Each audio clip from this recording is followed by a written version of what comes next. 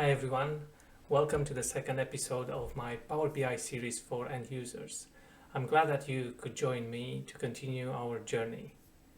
First, let's have a look at the agenda. Last time we discussed what is Power BI. Today we will cover pricing plans and features, but first let's log into Power BI and see what type of license we have. If you watched the previous episode, you will remember there are two ways of logging into the Power BI service.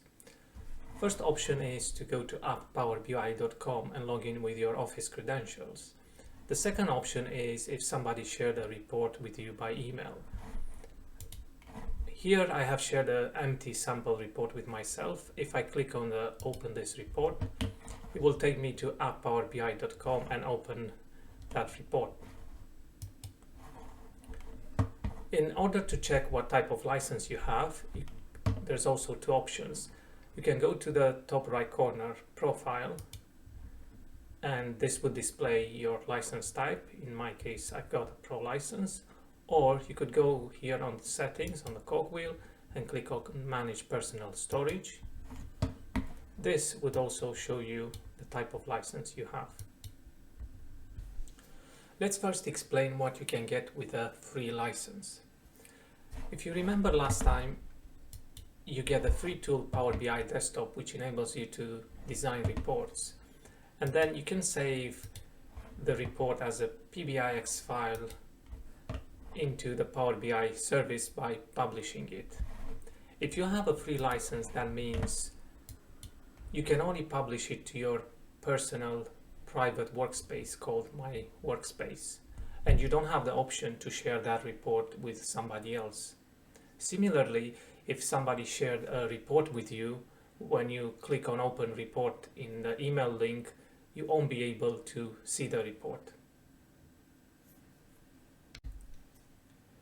The cheapest license for Power BI is Power BI Pro, which costs $10 per user per month.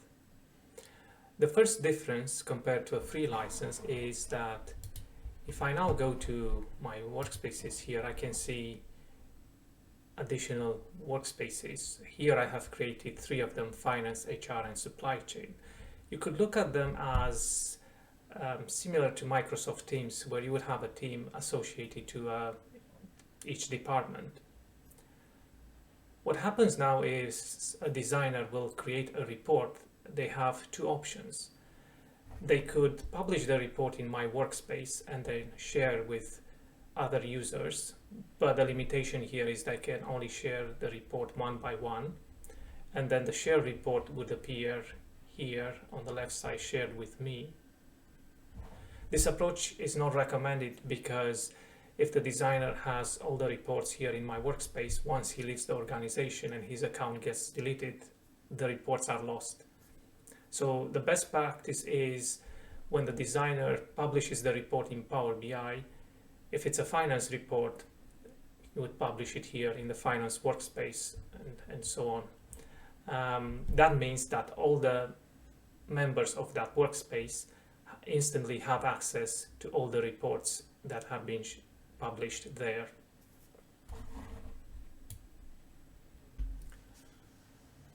Next feature of a Pro license is how many refreshes can be done in a day. So with a Pro license, this is limited to 8 refreshes a day. That means in terms of office working hours, a report can only be refreshed every hour. I put here in the brackets import mode. Let's explain a bit what import mode means. A designer would have a choice between import mode and direct query. Imagine you're at month end and you're posting all your journals, and afterwards you want to be able to see a P&L variance analysis report. And here the designer has a choice between the 2 import methods. If he was to use import mode, that means after you posted your last journal, you'd have to wait for an hour for the report to refresh. On the other hand, if he uses direct query, that means you would be able to instantly see the variance analysis. But there is a catch to that. So it depends on the requirements. If I want to be able to see a lower level of detail, so drill down to the transaction level, it's recommended to use the import mode. So import mode works very well with a large volume of data. In this case, if I'd have to import tens or hundreds of thousands of lines, even millions, by GL account by month. And that is because import mode takes a snapshot of that data. So when a user opens the report and filters, applies filters, the performance is very good because it's got that snapshot in the background. On the other hand, direct query works very well with a lower volume of data. That is, if I don't need all the transactional detail and I just need to see my variance analysis, and that means it's just one line per GL account per month being the net movement. So it all depends on the requirements which one is to be used. The best license, but also the more expensive one, is Power BI Premium, which costs as much as $5,000 per month. However, this comes with report refreshes 48 per day and also dedicated capacity compared to a Pro license that had a shared capacity. What this means is that with a Pro license, you're sharing the analytics resources with other organizations, as opposed to dedicated capacity, which means they're exclusive to yourself, to your organization. Also, another difference is that a user with a free license can view the shared reports in a premium workspace. So on this diagram here, what this means is if the users with the Pro license publishes the report in a workspace with shared capacity, so Pro license, that means it's only users with Pro license can see it, as opposed to if it's published in a premium capacity workspace, that means that also users with free license can see it.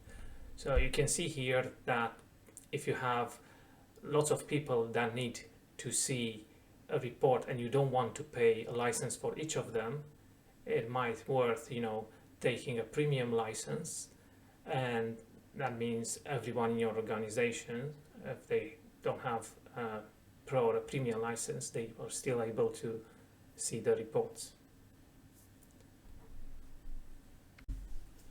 There's also an intermediate license between Pro and Premium, and this is Premium per user, at $20 per user per month, and this will give you the same as a Pro license, plus you'll be able to build and publish paginated reports, same times of refreshes as the Premium license, but as you can see in the diagram here, there are some limitations in terms of where the report is published, what type of workspace, and then which users, depending on their license, can see the reports.